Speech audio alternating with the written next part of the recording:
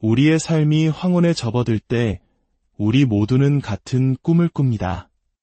바로 경제적인 걱정에서 벗어나 평온하고 안정된 노후를 보내는 것이죠. 건강과 함께 우리 마음을 가장 무겁게 하는 것은 아마도 꾸준한 수입에 대한 고민일 것입니다. 젊은 시절처럼 활발하게 일하기는 어렵고 국가에서 나오는 연금만으로는 부족함을 느끼는 경우가 많기 때문입니다. 그래서 많은 분들이 패시브 인컴, 즉 내가 직접 일하지 않아도 자동으로 발생하는 소득에 대해 깊은 관심을 갖게 됩니다. 그 중에서도 가장 전통적이면서도 신뢰받는 방법은 바로 부동산 임대 사업입니다. 오죽하면 조물주 위에 건물주라는 말이 있을까요? 내가 소유한 집이나 상가를 다른 사람에게 빌려주고 매달 따박따박 월세를 받는 삶. 이것은 한국인이든 세계 어느 나라 사람이든 한 번쯤은 그려보는 안정적인 미래의 모습일 것입니다. 특히 부동산 임대 수입이 매력적인 이유는 물가 상승에 따라 임대료 또한 함께 올릴 수 있다는 점입니다.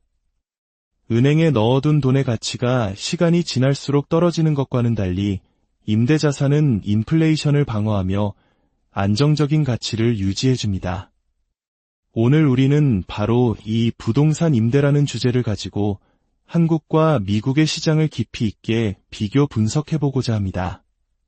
단순히 어느 곳이 더 좋다는 결론을 내리기보다 두 나라의 시스템이 근본적으로 어떻게 다르고 각기 다른 역사적, 문화적 배경 속에서 어떤 투자 철학이 발전해 왔는지를 탐색하는 시간이 될 것입니다.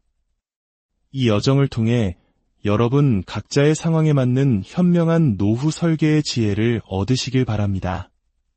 본격적인 이야기에 앞서 만약 오늘 우리의 이야기가 여러분의 미래를 그리는데 작은 영감을 준다면 좋아요와 구독을 통해 저희의 여정에 동행해 주십시오.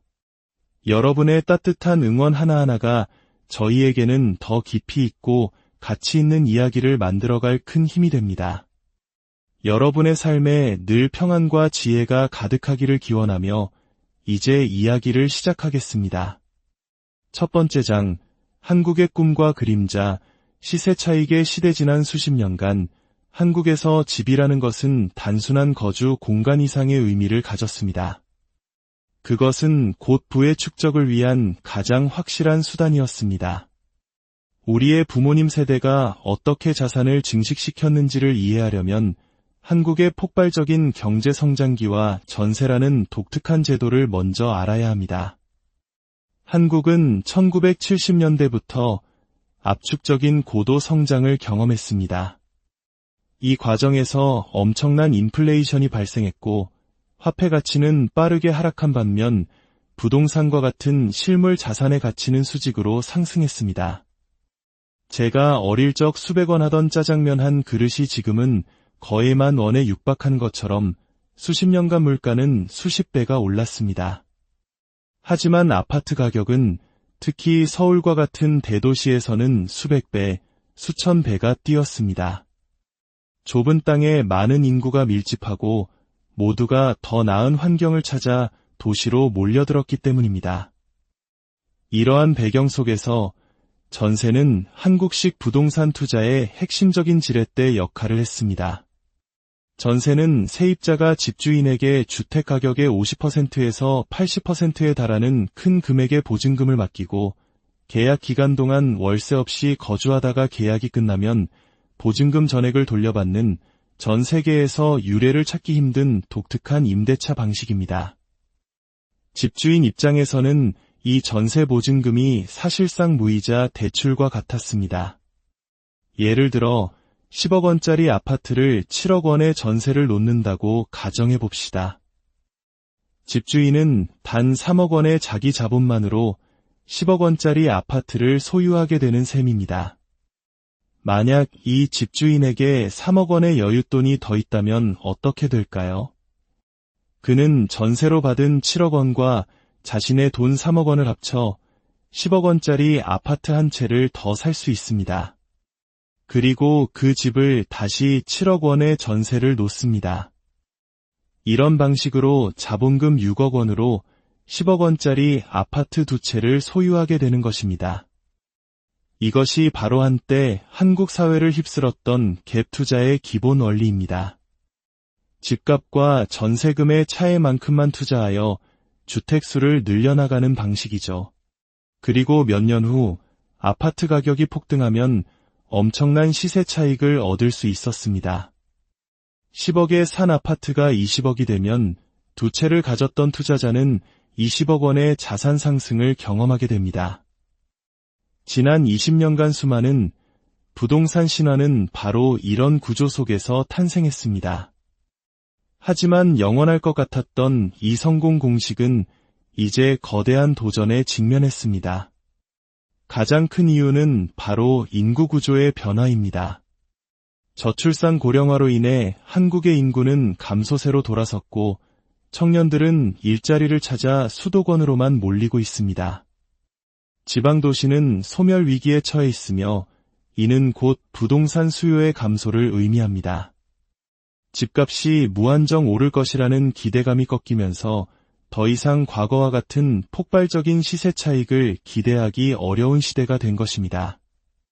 두 번째 장, 미국의 방식, 다른 철학, 현금 흐름의 구축. 이제 태평양을 건너 미국으로 가보겠습니다. 미국에서 집을 통해 자산을 형성하는 방식은 한국과는 그 철학부터가 다릅니다. 단기간의 시세 차익을 노리기보다는 주택담보대출이라는 금융 시스템을 활용하여 긴 시간에 걸쳐 꾸준한 현금 흐름을 만들어내는 데 초점을 맞춥니다. 미국에는 한국의 전세 제도가 없습니다. 대신 대부분의 사람들이 집값의 10%에서 20% 정도의 계약금만 내고 나머지는 30년 만기의 장기 모기지론을 통해 집을 구매합니다. 여기에 30세의 젊은 부부가 있다고 상상해 봅시다. 이들은 열심히 모은 돈으로 생애 첫 집을 장만합니다. 처음 몇 년간은 매달 내는 모기지 원리금과 재산세가 주변 아파트의 월세보다 오히려 더 비싸서 부담스러울 수 있습니다. 하지만 10년이라는 시간이 흐르면 마법 같은 일이 벌어집니다.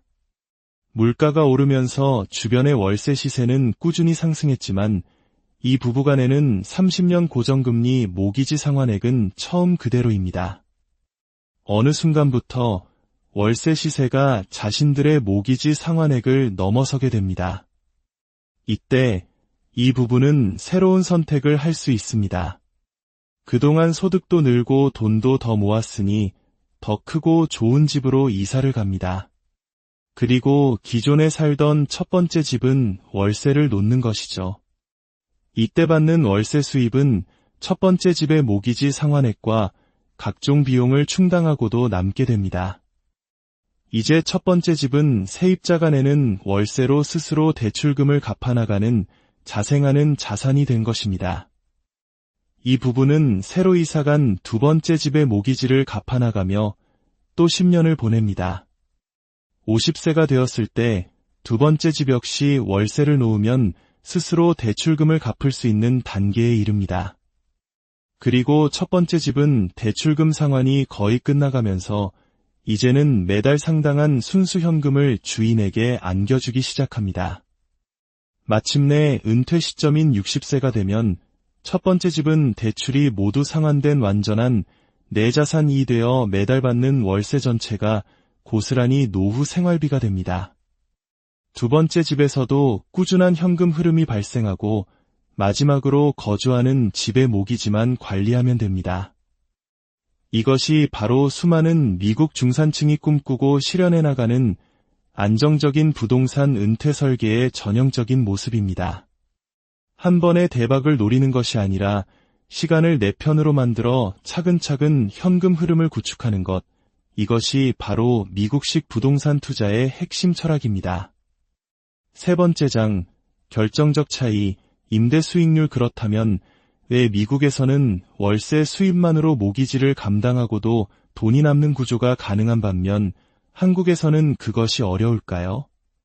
그 해답은 자본 환원율, 즉 캡레이트라는 개념에 있습니다.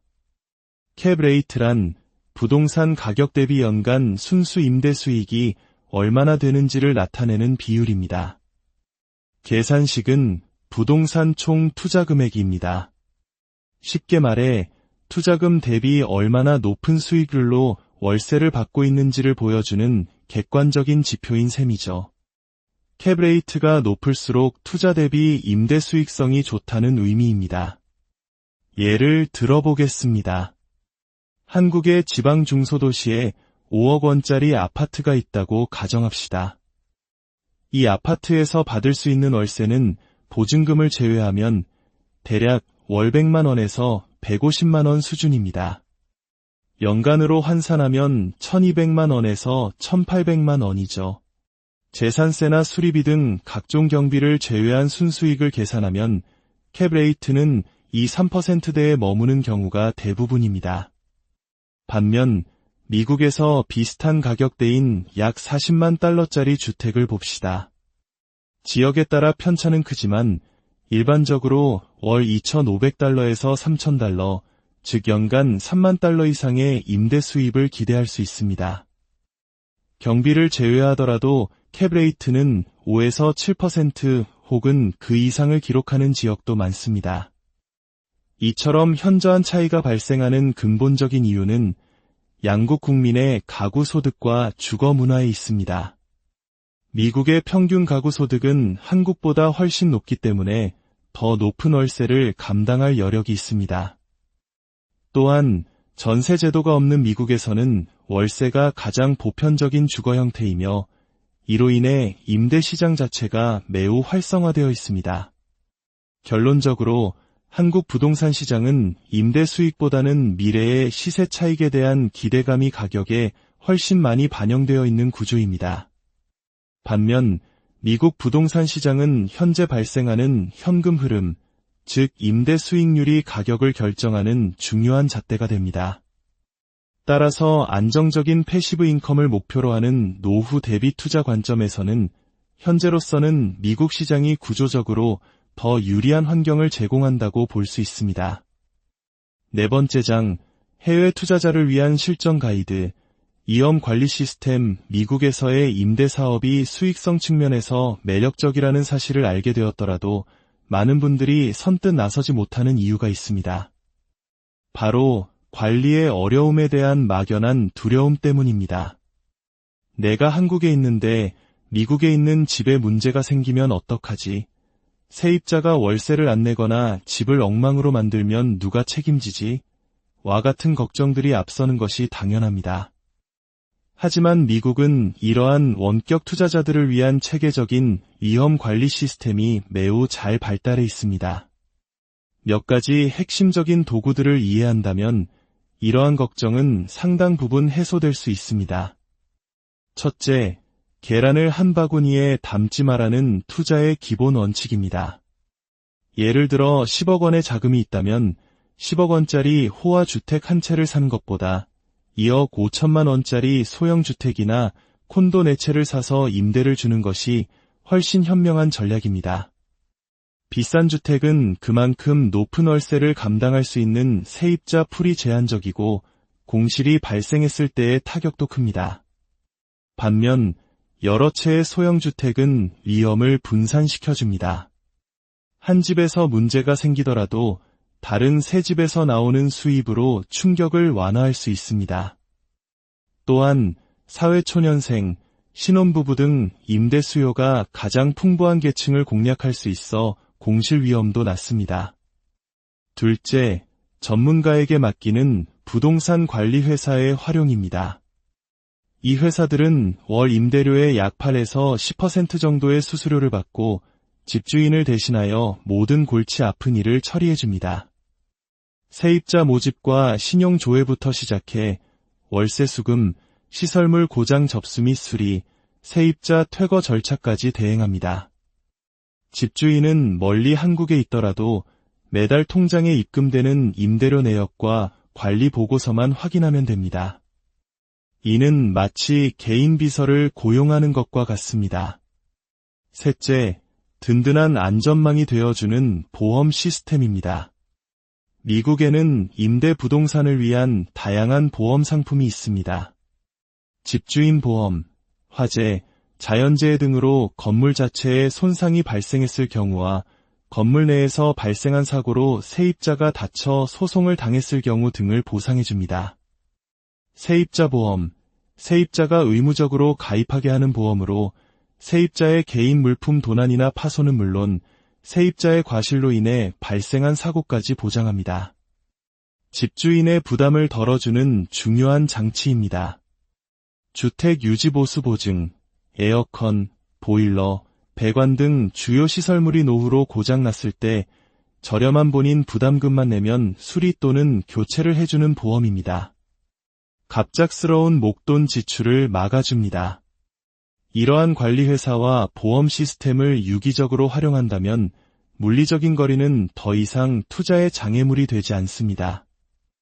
오히려 모든 것을 시스템에 맡김으로써 감정적인 스트레스 없이 안정적인 자산 운용에만 집중할 수 있게 됩니다.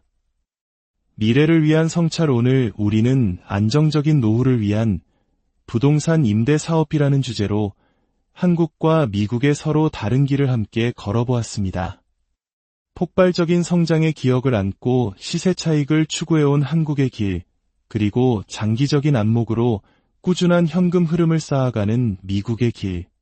어떤 길이 절대적인 정답이라고 말할 수는 없습니다. 각자의 자산 규모와 투자 성향, 그리고 미래를 바라보는 가치관에 따라 선택은 달라질 것이기 때문입니다. 중요한 것은 과거의 성공 방식에만 얽매이지 않고 끊임없이 변화하는 세상의 흐름을 읽고 새로운 가능성을 탐색하는 유연한 자세입니다. 한국의 인구 구조 변화와 미국의 체계적인 임대 관리 시스템처럼 각 시장의 구조적인 특징을 깊이 이해하고 스스로의 원칙을 세우는 것이야말로 성공적인 투자의 첫걸음일 것입니다. 오늘 우리의 이야기가 여러분의 빛나는 노후를 설계하는데 작은 등불이 되었기를 진심으로 바랍니다. 먼 길을 떠나기 전 지도를 펼쳐보는 것처럼 오늘의 정보가 여러분의 미래 여정의 든든한 나침반이 되기를 기원합니다. 들어주셔서